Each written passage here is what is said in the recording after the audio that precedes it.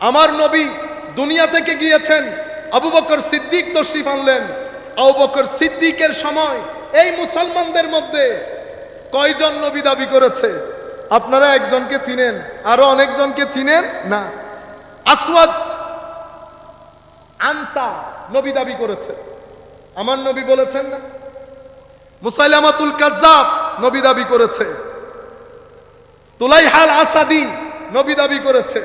হযরতে আবু বকর সিদ্দিকের সময়কালে বাহরাইনের অঞ্চলে অসংখ্য মুসলমান দিন ছেড়ে মুরতাদ হয়ে গেছে। স্যার, আজকে দয়া করে আমাদের এই বক্তব্য যাওয়া গেলে আপনার প্রতি অনুরোধ থাকবে, আপনি পুরা হাদিসটা গুগল থেকে বের করে যদি পড়েন, দুধ কা দুধ পানি কা পানি হয়ে যাবে। কাউকে আর জিজ্ঞেস করতে হবে না। আসেন আমরা পুরা হাদিস পড়ি। এই হাদিস আবু দাউদ শরীফে এসেছে, তিরমিজি শরীফে এসেছে, ইবনু মাজাহ শরীফে এসেছে। কি বলেছে? হযরতে ইরবাজ বিন সারিয়া রাদিয়াল্লাহু তাআলা আনহু সাল্লা বিনা রাসূলুল্লাহ সাল্লাল্লাহু আলাইহি ওয়াসাল্লাম যাতা ইয়াউমিন, আমার নবী আমাদের সাথে একদিন নামাজ আদায় করলেন। সুম্মা আকবালা আলাইনা, নামাজ আদায় করে আমাদের দিকে মুখ করে বসলেন। ফাওয়াযানা মাউইযা বালিগা, এমন ওয়াজ করলেন আমার নবী, জারিফাত মিনহাল উয়ুন, সাহাবায়ে কেরামের চোখ টল টল করে পানি পড়ছে, সিনা ভেঙে যাচ্ছে। আমাদের মধ্যে প্রত্যেক ব্যক্তি বুঝতে পারলো হয়তো আমার নবী দুনিয়া থেকে চলে যাবেন। সাহাবায়ে কেরামের সিনা ভেঙে গেছে, সাহাবায়ে কেরাম বেদনায় বিচ্ছেদে প্রত্যেকের চোখ পানি, অজর ধারায় চোখ দিয়ে পানি পড়ছে। সাহাবায়ে কেরাম বলছেন, মনে হচ্ছিল এটা আমার নবীর জিন্দেগিতে শেষ ওয়াজ হচ্ছে। তখন আমার নবী বললেন, তখন এক ব্যক্তি, ফাকালা কাইলুন, এক সাহাবী উঠে বললেন, ইয়া রাসূলুল্লাহ সাল্লাল্লাহু আলাইহি ওয়াসাল্লাম, কাআন্না হাযিহি মাউইযা, হুজুর দেখতে তো মনে হচ্ছে এটা আপনার জীবনের শেষ ওয়াজ। হুজুর আমাদেরকে কিছু নসিহত করেন। এটা বলার পরে ফাকাল, আমার নবী বলছেন, উসিকুম বিতাকওয়াল্লাহ ওয়াস-সাম ওয়াত-তাআ। হে আমার সাহাবায়ে কেরাম, যেখানে থাকো, যে অবস্থায় থাকো, তোমাদেরকে আমি তাকওয়ার নসিহত করছি। সব সময় তাকওয়া পরহেজগারি নিয়ে চলবে, অর্থাৎ যাহা আল্লাহ আল্লাহ রাসূল নিষেধ করেছেন তা থেকে বেঁচে থাকবে, যাহা করতে বলেছেন করবে। এবং আপনি দেখেন, আপনি এই হাদিসের মাধ্যমে আমার নবীর ইশারা আপনি ইজিলি বুঝে যাবেন কোন কনটেক্সটের ভিত্তিতে আমার নবী এই হাদিস বলেছেন। আমার নবী বলেছে, ওয়াস-সাম ওয়াত-তাআ ওয়া ইন আবদান হাবশিয়া, যদি কোন হাবশি গোলামও তোমাদের খলিফা নিযুক্ত হয়, তোমাদের শাসক নিযুক্ত হয়, খবরদার বিদ্রোহ করবা না, সব সময় আনুগত্য বজায় রাখবা।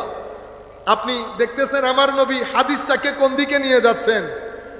নসিহত করতে বলেছেন, আমার নবী তাকওয়ার নসিহত করলেন, শাসকের প্রতি আনুগত্যের নসিহত করলেন। বলেছেন কোন হাবশি গোলামও যদি শাসক হয়, খবরদার বিদ্রোহ করবে না। এরপরে আমা ফাইন্নাহু মাইয়াইশ মিনকুম বাদি ফাসায়ারা ইখতিলাফান কাসীরা, কারণ তোমাদের মধ্যে, কি বলছেন, তোমাদের মধ্যে যারা আমার পরে বেঁচে থাকবে, কাদেরকে বলছেন?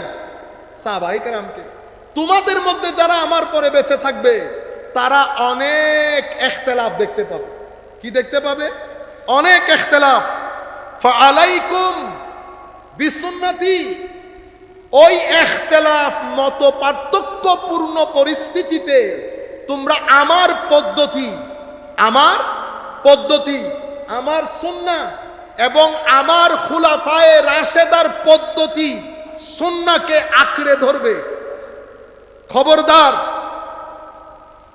ওয়া সুন্নাতিল খুলাফাইল মাহদিয়িন আর রাশিদিন তামাসসাকু বিহা, এবং অর্থাৎ শক্ত করে ধরবে, এখান থেকে বিচ্যুত হবে না। খবরদার, ওয়া ইয়াকুম ওয়া মুহদাসাত আল উমুর, আমি নতুন নতুন সৃষ্ট ঘটনা থেকে বেঁচে থাকতে তোমাদেরকে তাগাদা দিচ্ছি। নতুন নতুন সৃষ্ট ঘটনা থেকে বেঁচে থাকতে তোমাদেরকে তাগাদা দিচ্ছি। ফাইন্না কুল্লা মুহদাসাতিন বিদআ, মনে রাখবা প্রত্যেক নতুন ঘটনা বেদাত হবে। ওয়া কুল্লু বিদআতিন দালালা, এবং সমস্ত বেদাত পথভ্রষ্টতার দিকে নিয়ে যাবে। আপনারা বলেন তো আমার নবী এখানে কি বুঝাতে চেয়েছেন? শাসকের কথা এসেছে, বলেছে তোমরা আমার পরে থাকলে অনেক ইখতিলাফ হবে, অনেক ইখতিলাফ হবে। ওই ইখতিলাফপূর্ণ পরিস্থিতিতে শাসকের প্রতি আনুগত্য বজায় রাখবে, আমার সুন্নাহ, আমার নিয়ম, আমার খুলাফায়ে রাশেদার নিয়ম সুন্নাহ আঁকড়ে ধরবে।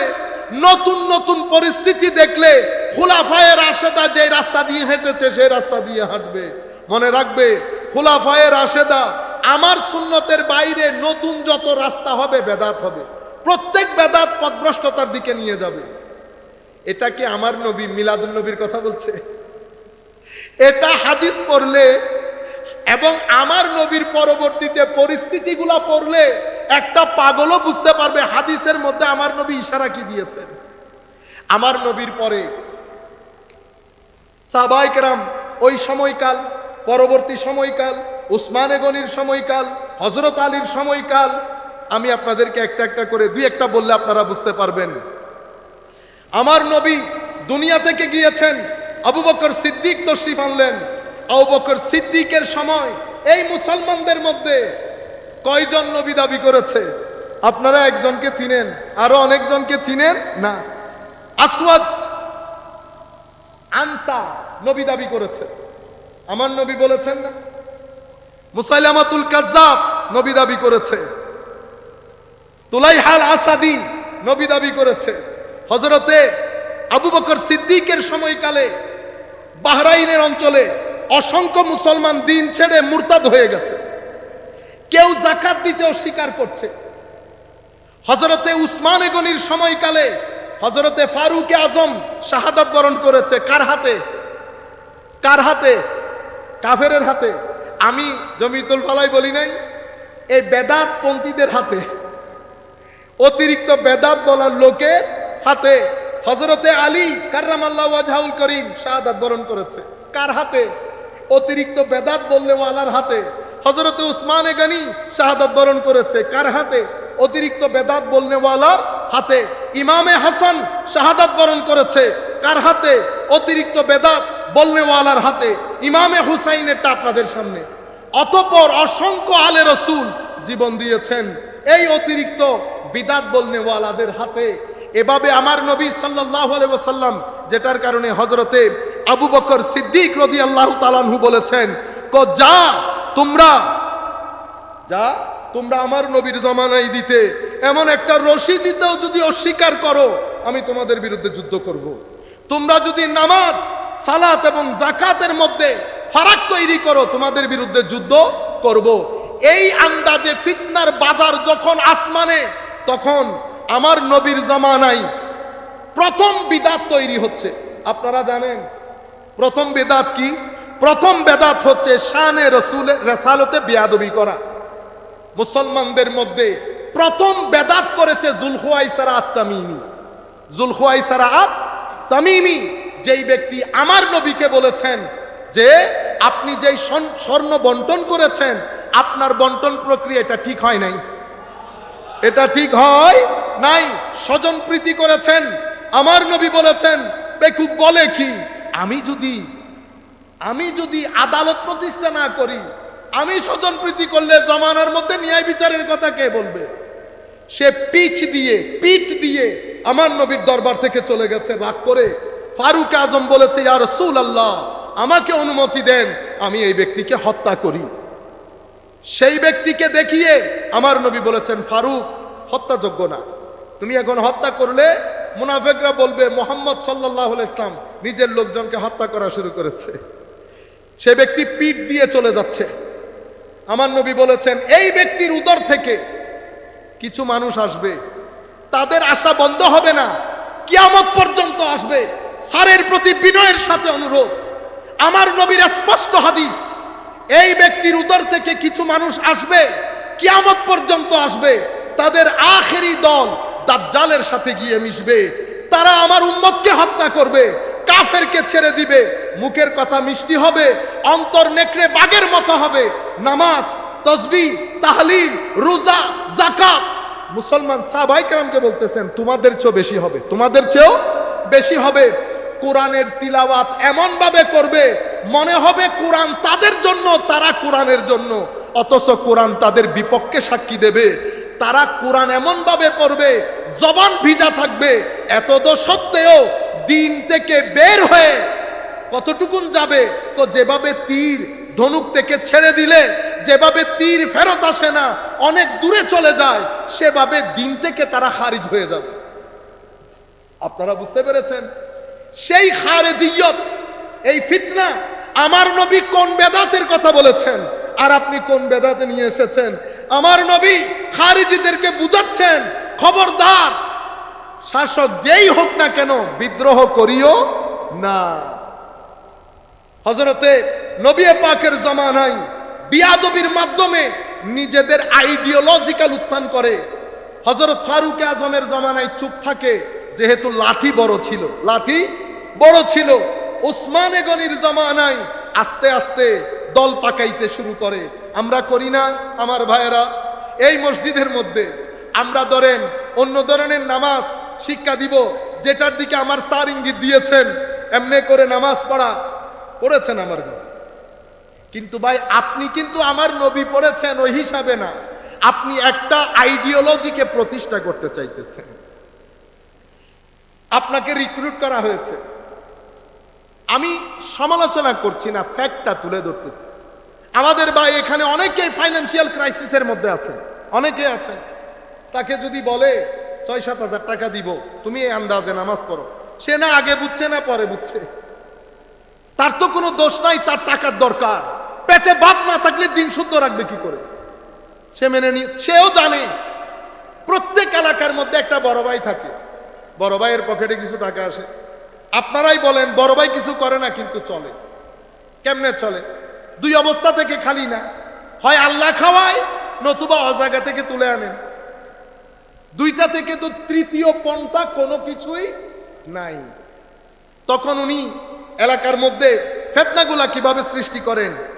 যেই মসজিদের মধ্যে দাপট বেশি, সেই মসজিদে 2 জন মুসল্লি 3 জন মুসল্লিকে হাত করে রুটি আর সোনাবুট পেঁয়াজু খাওয়াইয়া। বুঝতে পেরেছে? খেয়েছে। প্রথমে ধাক্কা মারে, যদি ইমাম শক্ত হয় ইমাম, খতিব শক্ত হলে খতিব।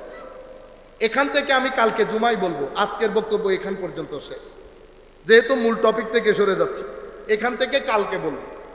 এভাবে উম্মতে মুসলিমার মধ্যে গত 1100 বছর পর্যন্ত উম্মত মাযহাব অনুসরণ করেছে। ফতোয়া এসেছে বেদাত, উম্মতের মধ্যে দ্বৈততা তৈরির জন্য। 1100 বছর পর্যন্ত উম্মতের সমস্ত উলামা কোনো না কোনো একজন তরিকতের ইমামের সাথে যুক্ত। সেটা ইমামে আজম হলেও যুক্ত, সেটা ইমামে আজম হলেও যুক্ত। সেই যুগ থেকে এই যুগ পৃথিবীর হেন কোনো আলেম নাই যার কোনো তরিকতের ইমাম নাই, যার কোনো তরিকতের শিক্ষক নাই।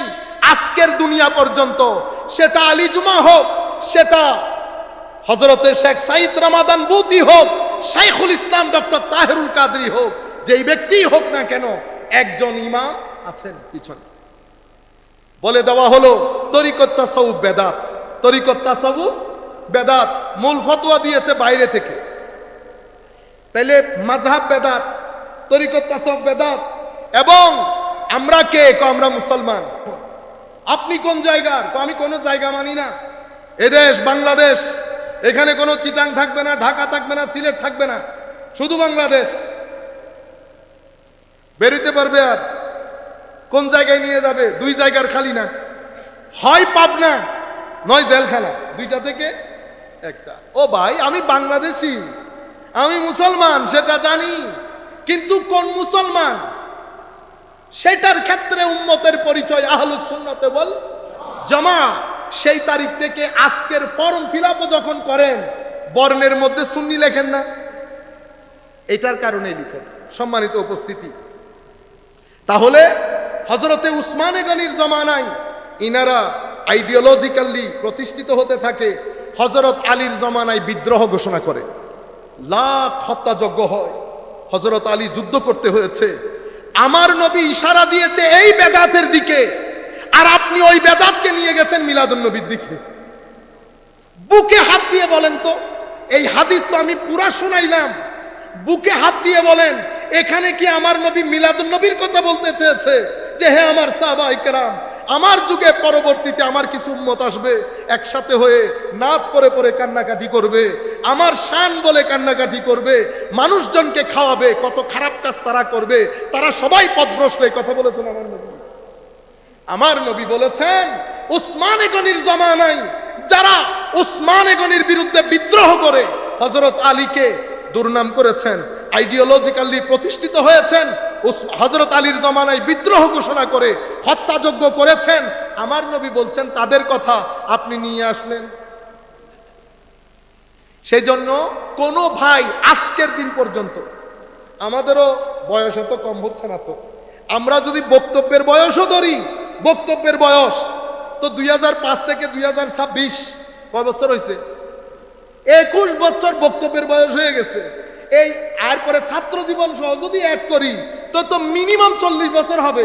এই 40 বছরে আরবে, আজমে, ওয়েস্টার্ন কান্ট্রিতে, ইউরোপিয়ান কান্ট্রিতে, স্ক্যান্ডিনেভিয়ান কান্ট্রিতে, বাংলাদেশে কোন দেশে এই পুরা হাদিস বলতে কাউকে শুনি মাঝখান থেকে বাইর করে কুল্লু বিদআতিন, আগে কি বলছে আমার নবী ভাই? আপনারা বুঝতে পেরেছেন? ফাকতুলুল মুশরিকিনা হাইসু ওয়াজাদতুমুহুম, মুশরিকদেরকে যেখানে পাও হত্যা করো। করবেন? করবেন না। আয়াত যেখানে এসেছে সেই আয়াতে রাখতে হবে আয়াতকে। আগের দুই আয়াত পিছনের দুই আয়াত পড়লে না কনটেক্সট বুঝতে পারবেন। আপনারা বুঝেছেন? আচ্ছা, এরপরে সাল্লাল্লাহু আলাইহি ওয়াসাল্লাম, আমরা আর একটু সংক্ষিপ্ত করে মূল বক্তব্যের আরো কয়েকটা গুরুত্বপূর্ণ অংশ রয়ে গেছে। একটু দরুদ শরীফ পড়েন, আল্লাহুম্মা সাল্লি আলা সাইয়্যিদিনা মুহাম্মাদিন ওয়া আলা আলি সাইয়্যিদিনা মুহাম্মাদিন ওয়া বারিক ওয়া সাল্লিম। আসেন এবার কোরআন শরীফের আয়াত, কারণ স্যার আবার বলবে কই কোরআনের আয়াত তো পড়লেন না। স্যার একটু ধৈর্য ধারণ করাইতেছি, আস্তে ধীরে, এখন তো শুরু করি নাই, এখনো শুরু করি নাই। খুব ভালো হইতো যদি 2 দিনের 5 ঘন্টা 5 ঘন্টা 10 ঘন্টা সেশন পাইতাম, কুল্লুম কুলা বলা যাইত।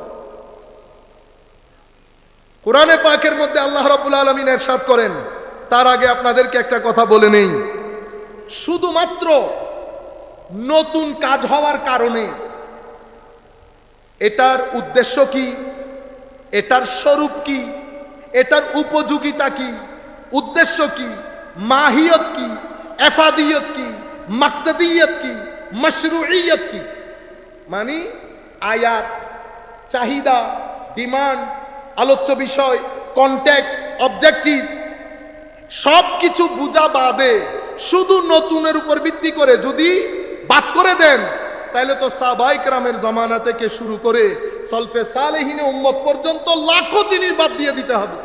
পারবেন বাদ দিতে? হযরত আবু বকর সিদ্দিক কোরআনকে জমা করেছেন, শুধু নতুন কাজ বাদ দিতে পারবেন? উসমানে গনি আজানের মধ্যে, জুমার মধ্যে খুতবার আগের আজানটা বৃদ্ধি করেছেন, আমার নবীর যুগে ছিল না, বাদ দিতে পারবেন? হযরতে ফারুক আজম বা জামাত তারাবি করছেন, বাদ দিতে পারবেন? শুধু নতুন হিসাবে না, শুধু নতুন এটা না, দলিল দেখবেন, মাহিয়ত দেখবেন, মাকসাদিয়ত দেখবেন, মাশরুইয়ত দেখবেন, এর পরবর্তীতে এফাদিয়ত দেখবেন, অর্থাৎ স্বরূপ, উপযোগিতা, উদ্দেশ্য, শরীয়তের মধ্যে দলিল, এগুলো সব কিছু দেখে আপনি সিদ্ধান্ত নেবেন। যদি এক নাগারে বলেন বেদাত বেদাত বেদাত, এটা রুয়ে জমিনের মধ্যে কেউ বলে নাই, রুয়ে জমিনের মধ্যে কেউ বলে নাই। আসেন কোরআনে পাকের মধ্যে আমার আল্লাহ সূরা হাদীদের 27 নম্বর আয়াতের মধ্যে বলছেন, এটা আমাদের আজকের বিষয়ে কোরআনে পাকের আয়াত। সুম্মা কাফাইনা আলা আসারিহিম বিরুসুলিনা ওয়া কাফাইনা বিঈসা ইবনে মারইয়াম ওয়া আতাইনাহুল ইনজিলা ওয়া জাআলনা ফি কুলুবিল লাযিনা ইত্তাবাউহু রাফাতান ওয়া রাহমা ওয়া রাহবানিয়াতান। এখান থেকে এবার শুনেন, একটু একটু চোখ কান সব খোলা রেখে, ওয়া রাহবানিয়াতান ইবতাদাউহা, ইবতাদাউহা বেদাতের সাথে মিল আছে না? এতটুকু না আরবিতে আপনাদের বুঝার কথা। ইবতাদাউহা বেদাতের সাথে মিল আছে তো? ওয়ামা কাতাবনাহা আলাইহিম ইল্লা ইবতিগাআ রিদওয়ানিল্লাহ ফিমা ফামা রাআউহা হাক্কা রিআয়াতিহা ফাআতাইনাল্লাযীনা আমানু মিনহুম আজরাহুম ওয়া কাসীরুম মিনহুম ফাসিকুন। আমার আল্লাহ ইরশাদ করছেন, এই যে রাসূল, একটার পর একটা রাসূল পাঠিয়েছি ধারাবাহিকভাবে। এই ধারাবাহিকতায় হযরত ঈসা আলাইহিস সালাম এসেছেন। ওয়া আতাইনাহুল ইনজিল, ওনাকে আমি ইনজিল কিতাব দান করেছি। ওয়া জাআলনা ফি কুলুবিল্লাযীনা ইত্তাবাউহু রাফাতান ওয়া রাহমা, হযরত ঈসা আলাইহিস সালামকে যারা অনুসরণ করতেন আমি তাদের ভিতরে বিশেষ মায়া মমতা দান করেছি। বুঝেছেন? ওয়া রাহবানিয়াতান, বৈরাগ্যবাদ। ইবতাদাউহা, এই বেদাত তারা করেছে। এই বেদাত ইবতাদাউহা, বৈরাগ্যবাদের বেদাত তারা করেছে। মা কাতাবনাহা আলাইহিম, আমি কিন্তু এটা তাদের উপর ফরজ করি নাই। ইল্লা ইবতিগা রিদওয়ানিল্লাহ, এই বেদাত তারা করেছে আল্লাহর সন্তুষ্টির জন্য।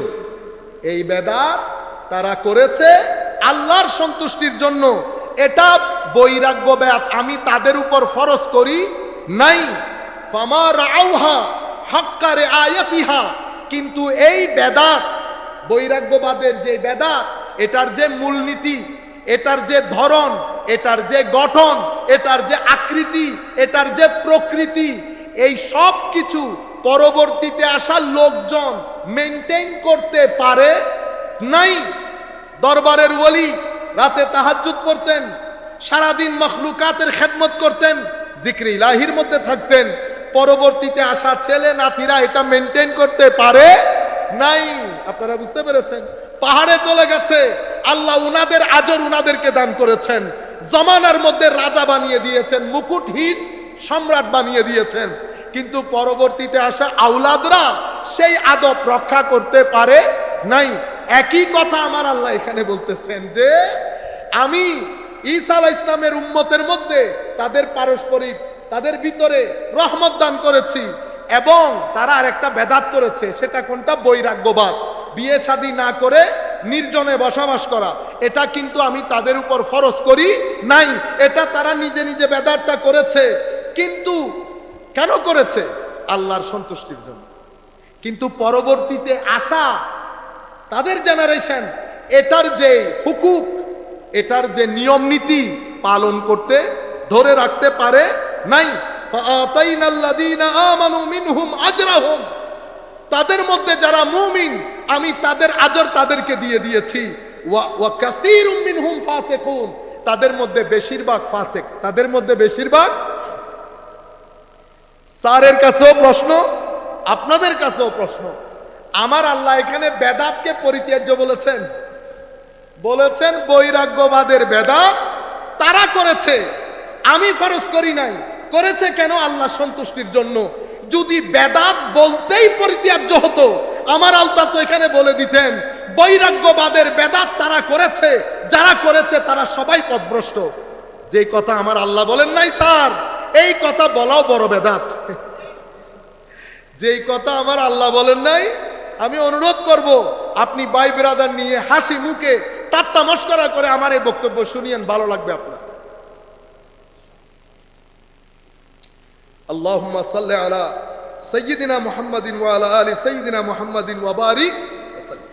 এই আয়াতের ব্যাখ্যা যদি মুফাসসিরিনে কেরাম কি বলেছেন, যদি এটা শুধু এই আয়াতের ব্যাখ্যা করি তো আমাদের ছাত্র পুত্র তানভীর আজহারী সাহেবকে বসাই দিল 2-3 ঘন্টা বলতে পারবো। তাইলে এই আয়াতের ব্যাখ্যায় আমি যাব না। আমি যেই কনসেপ্টটা বুঝাইতে চাচ্ছি যে সকল বেদাত পরিত্যাজ্য না, এটা কোরআনের আয়াতের মাধ্যমে স্পষ্ট ভাষায় প্রতিষ্ঠিত হয়ে গেছে। কারণ আমার আল্লাহ বলছেন এটা বেদাত, তবে আল্লাহর সন্তুষ্টির জন্য করেছে। বুঝতে পেরেছেন আপনারা? পরবর্তী লোক সেই বেদাত, সেই উসুল ধরে রাখতে পারেন না, বিদায় তারা ক্ষতির সম্মুখীন হয়েছে। বিদায় এই আয়াতের তাফসীরের মধ্যে আমি আর না গিয়ে এখন সরাসরি আল্লাহ তৌফিক দান করলে কয়েকটা হাদিস আপনাদের সম্মুখে তুলে ধরবো ইনশাআল্লাহ। একটু দরুদ শরীফ পড়েন। আল্লাহুম্মা সাল্লি আলা সাইয়্যিদিনা মুহাম্মদ ওয়া সাল্লিম।